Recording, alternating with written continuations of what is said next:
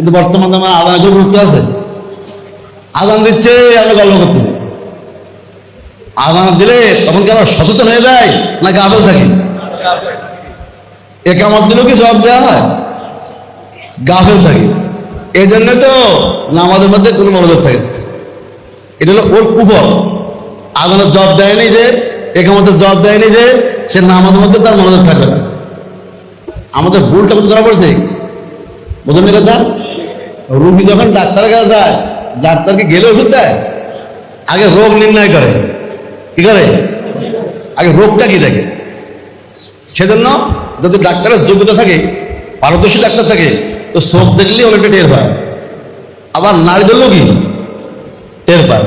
আর কিছু সিমটম জিজ্ঞেস করে, রোগ নির্ণয় করে। আর যারা ডাক্তার অযোগ্য, এরা পরীক্ষা দেয়। এরা কি করে?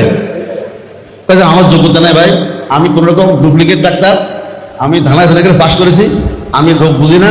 কাজে আপনি মেশিনের কাছে যান। ডাক্তার কোথায় পাঠায়? মেশিনের কাছে পাঠায়।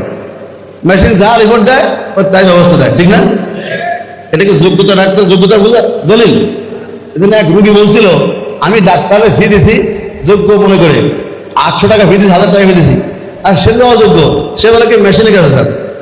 তো তুমি অযোগ্য, তুমি ফি নিছো কেন? তাহলে এক কাজ করো, ও পরীক্ষার খরচ তো তুমি দিয়ে দেবা। ঠিক না? এই ডাক্তারের পরীক্ষা দেয়, ও পরীক্ষার খরচ তো রুগী দেবে, ডাক্তার দেবে। আইনে তাই বলে, কিন্তু মার্কেট পেয়ে গেছে যে না, ওরা জায়গা হতে হবে। একবার নেবে ফি, আবার নেবে পরীক্ষার খরচ, আবার নেবে ওষুধ কমিশন, মানে শুধু কোষ্টি থাকবে। ঠিক না? কিন্তু আগের যুগের ডাক্তার ছিল কি পারদর্শী ডাক্তার ছিল।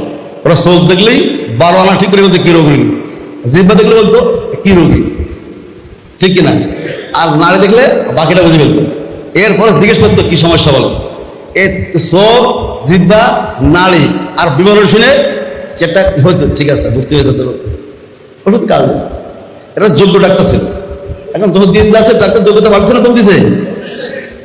এরপরেও পরীক্ষা দিতে হবে কম কম, এখন পরীক্ষা বাড়তেছে না।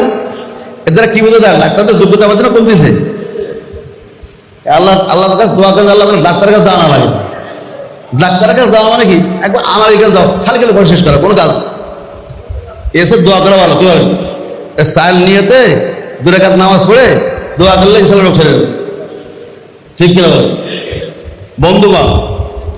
আমরা যে ডাক্তারের কাছে আছে, রোহন ডাক্তার, এখানে রোগ নির্ণয় করতে হবে। এখানে ফি দেওয়া লাগবে, পরীক্ষা ফি দেওয়া লাগবে, কিছু লাগবে না। খালি খেয়াল করে শুনতে হবে, ঘুমানো যাবে না। ঠিক আছে ইনশাআল্লাহ? আমাদের নামাজের মধ্যে মন কেন বসে না? এ রোগটা কি আসলে? রোগ ধরা পড়ছে কি আমরা আযানের প্রতি গুরুত্ব করি না। ঠিক না? ও ভাই সত্যি কথা বলেন তো, আমরা কি আযানের প্রতি গুরুত্ব করি? আযান শুরু হয় কি দিয়ে? আল্লাহু আকবার বলেন। কি বলে? আর আমরা বলে কি না আমার গল্প বড়। আল্লাহ বড়, গল্প বড়। গল্প চলতেছে, আযান হচ্ছে। তাহলে আল্লাহ বড় না গল্প বড়? আপনি কিতাব পড়াচ্ছেন, আযান হচ্ছে। আপনার কিতাব পড়া বড় না আল্লাহ বড়? আপনি কোরআন শরীফ পড়তেছেন, আযান আছে। আপনার কোরআন শরীফ পড়া বড় না আল্লাহ বড়? মশলা কি? যে কাজে আছো সব বন্ধ, স্টপ। আগে কি করো? আযান হতো, আযান হতো। আমাদের পূর্বপুরুষ যারা ছিলেন তারা এরকম ছিলেন, আযানের খুব গুরুত্ব দিতেন।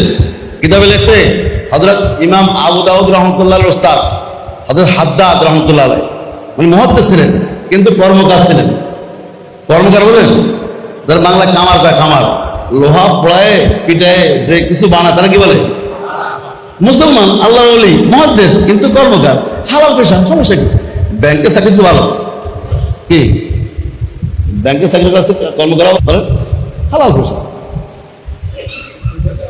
হ্যাঁ, সুদের কারবার নাই, কষ্ট করে রক্ত ঘাম ঝরায় হালাল পেশা করে। আর মুহাদ্দিস, কিন্তু ওনার অবস্থা কি ছিল?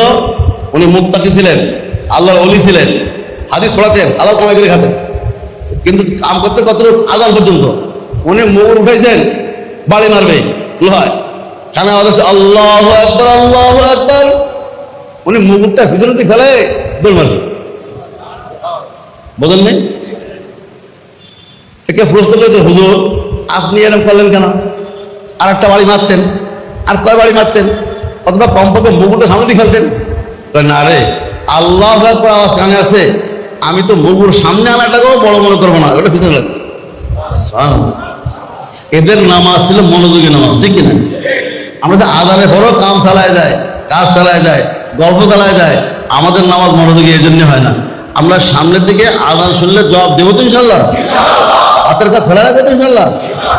বেশি না, 40 দিন আপনি করে দেখেন, আপনার নামাজের জান, আপনার জানদার নামাজ, শানদার নামাজ, ইমানদার নামাজ হবে ইনশাল্লাহ। কেমন নামাজ হবে? জানদার পান, শানদার, ইমানদার নামাজ হবে। ঠিক আছে? এ ভাই কথা বুঝছেন?